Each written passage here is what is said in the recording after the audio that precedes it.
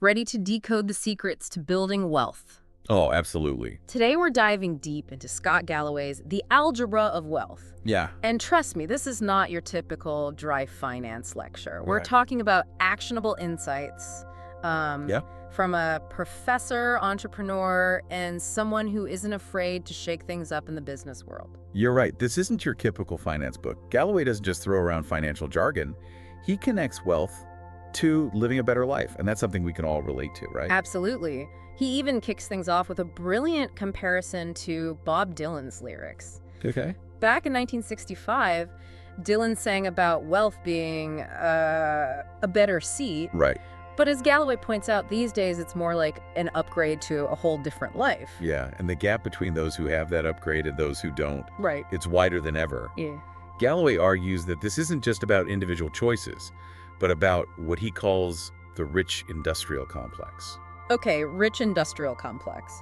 That sounds a little intense. What exactly does he mean by that? Yeah, it's not about a conspiracy theory, Okay. but rather the systems in place that inherently favor the wealthy.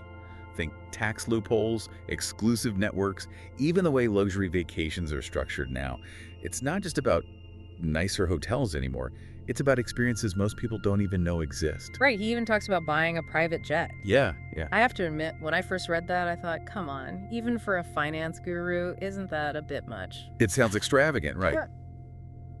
But here's where Galloway challenges us to think differently. Okay. He argues that the real cost of something isn't just the price tag, it's the time it costs us. Right. For him, the jet wasn't about luxury, it was about buying back precious time with his family. Time he couldn't put a price on. So it's about aligning your resources with your values. Absolutely. But he also doesn't shy away from talking about his own experiences with economic anxiety. It's a reminder that financial security is personal. Absolutely. Galloway's very open about his childhood, growing up with a single mom who worked incredibly hard but still struggled financially. That experience had a profound impact on him, making him acutely aware of the importance of achieving financial stability. He even talks about offering to go without a babysitter to save $8 a week. It's a small detail, but it speaks volumes about how deeply ingrained that anxiety can be. He compares it to high blood pressure. Oh, wow. Always there, lurking in the background and capable of turning any minor setback into a full-blown crisis. Yeah. But it's not all doom and gloom. He talks about this experience with his son who lost a glove while on vacation in the Alps. Yeah. Instead of rushing to replace it with an expensive new one, they ended up finding it on top of a Christmas tree outside of a luxury store. That's great. This story perfectly highlights Galloway's belief that while money is undoubtedly important, Right. it's not the sole source of happiness. Sometimes it's about appreciating what you already have and finding joy in the unexpected. And this leads us to one of Galloway's central arguments, that character is the bedrock of financial stability. It's not enough to have good intentions. True financial success requires building a strong foundation of character. He argues that character, far more than fleeting intentions, drives our long-term actions. Think about New Year's resolutions. We often start with great intentions, but without that underlying character to see them through, those resolutions quickly fade away. So how does Galloway suggest we develop this financial character? He offers several intriguing strategies, but one that stands out is the idea of making rich friends. Now, before you write this off as a shallow pursuit, he clarifies that it's not about chasing status or mooching off wealthy acquaintances. It's about surrounding yourself with people who have a healthy relationship with money. So it's about normalizing conversations about finances and learning from those who manage money well. I love that he suggests forming a money club with friends. It takes the taboo out of talking about money and creates a safe space to discuss budgeting, investing, and financial goals. Exactly. It's about creating a support system where you can openly discuss your financial journey, learn from each other's experiences, and hold each other accountable. These experiences clearly shaped Galloway's belief that while wealth doesn't guarantee happiness, financial security provides a foundation for pursuing what matters most.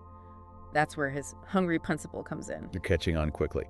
His hunger principle is all about recognizing that constant pressure to spend in our capitalist society. Yeah, and he doesn't just preach this from some ivory tower. Right. He shares a very relatable story about buying a BMW at 23 as a status symbol, despite having practically nothing in his bank account. Yeah, we've all been there, right? Oh, absolutely.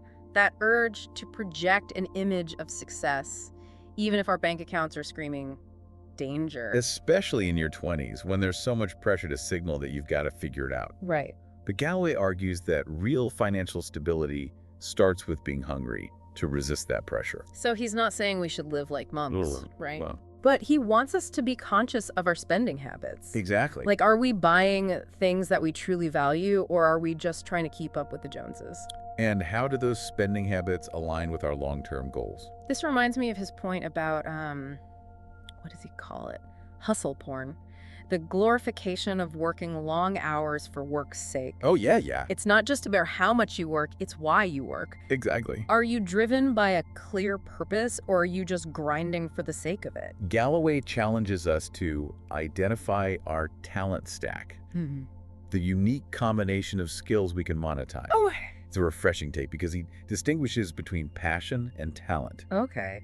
He argues that chasing passion, while it sounds romantic, often leads to low-paying careers. He uses the example of actors, musicians, artists. Right. Only a tiny percentage reach the top, despite the field being full of incredibly passionate people. Yeah. So while following your passion is important, it shouldn't come at the cost of financial security. Right. He outlines several career paths, each with its pros and cons, from the corporate world to entrepreneurship to specialized professions. But one thing remains constant. Communication skills are paramount, no matter your chosen field. It's like that saying, it's not what you know, it's who you know. Right. But Galloway takes it a step further. He's saying it's not just who you know, it's how effectively you communicate with them. Exactly. Right. He even suggests using personality tests as a starting point Oh, interesting. for identifying your strengths and weaknesses. It's about being honest with yourself, understanding your talents, and finding a path with high earning potential. So we've talked about character, spending habits, identifying our marketable skills, but there's another crucial element Galloway emphasizes: time. Right. And this is where things get really interesting. Time, as Galloway puts it, is the ultimate currency in the algebra of wealth. And just like money, it can be compounded. He's not just talking about compound interest in your bank account, but the compounding effects of your habits, your relationships, your decisions over time. So he gives a powerful example. Imagine investing $12,000 annually from age 25 versus age 45. Okay. At 65, the difference in wealth is a staggering $2 million. It's a powerful illustration of how starting early, even with small amounts, can have an enormous impact thanks to the magic of compounding. Right. But here's the catch. Compound interest has an evil twin. Uh-oh, what's that? Inflation. Right. It's like a silent thief. Exactly. Inflation slowly erodes the value of our money over time. That's why stuffing cash under your mattress is a terrible long-term strategy. Right. Galloway reminds us that it's not enough to simply save. We need to invest in a way that outpaces inflation.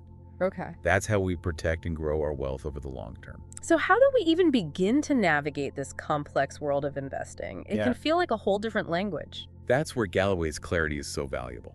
He demystifies the stock market, explaining that it's not some mysterious casino, Right. but a mechanism for pricing capital.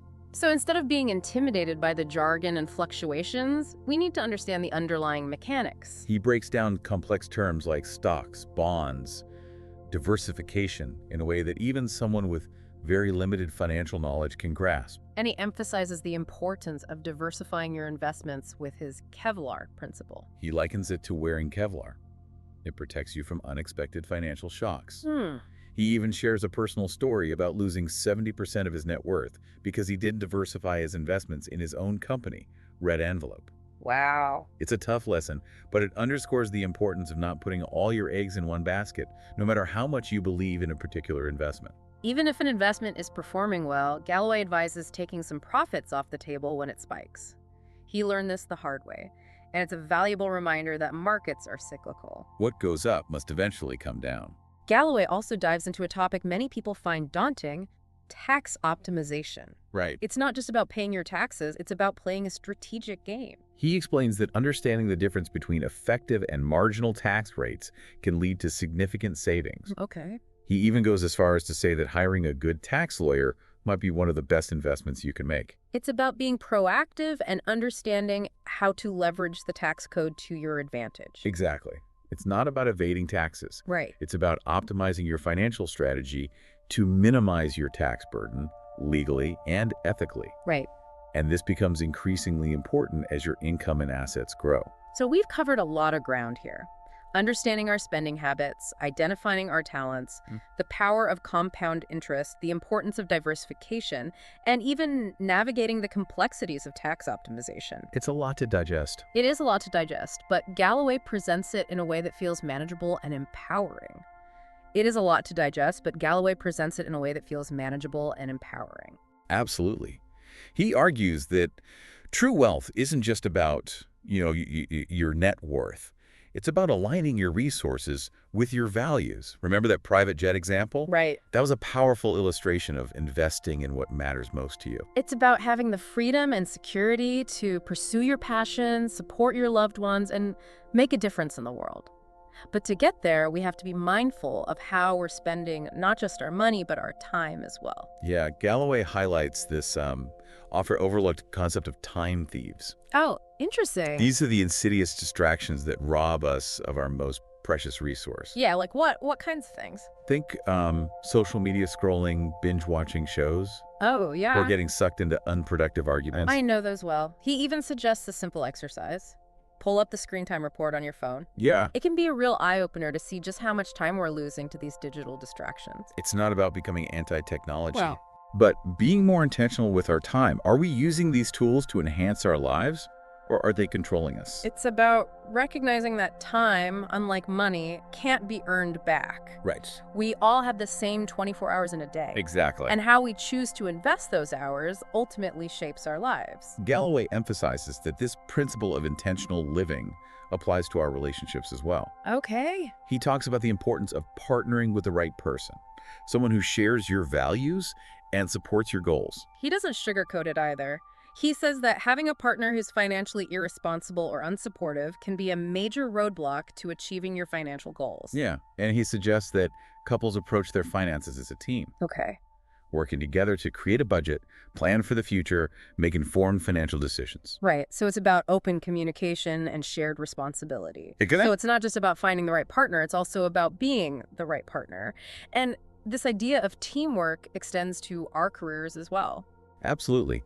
Galloway reminds us that our careers are one of the most significant levers we have for building wealth. But it's not just about chasing the highest paycheck. Right. It's about finding a path that aligns with our talents and allows us to make a meaningful contribution. He encourages us to be proactive about our career development, identifying our strengths, addressing our weaknesses, and seeking out opportunities for growth. And remember, communication skills are key. They're always key. He suggests taking a step back to reflect on our past successes and failures. What patterns emerge? What skills have served us well? What areas need improvement? It's about turning introspection into action. It's about becoming the CEO of our own careers. Exactly. Making intentional choices that align with our long-term goals. And it all circles back to Galloway's central message. Mm-hmm. Building wealth isn't just about accumulating money. It's about designing a life of freedom, purpose, and impact. It's about understanding that algebra of wealth, Yeah. right? The interplay of time, money, and values. He leaves us with this powerful question. What are you willing to invest your time, your money, your energy to create a life that truly reflects your values? It's a question that challenges us to go beyond those, surface level aspirations and really define what matters most to us. Because in the end, the true measure of wealth isn't just about the numbers in our bank accounts, it's about the richness of our lives. It's about aligning our financial resources with our deepest values and creating a life of purpose, meaning, and lasting fulfillment. So there you have it, folks. We've taken a deep dive into Scott Galloway's The Algebra of Wealth, exploring his insights on financial security, intentional living, and aligning your resources with your values. We hope this deep dive has provided you with some actionable takeaways and a fresh perspective on building a richer life in every sense of the word. Remember, the journey to financial freedom and a more fulfilling life starts with a single step. Until next time, keep learning, keep growing, and keep diving deep. It's your body.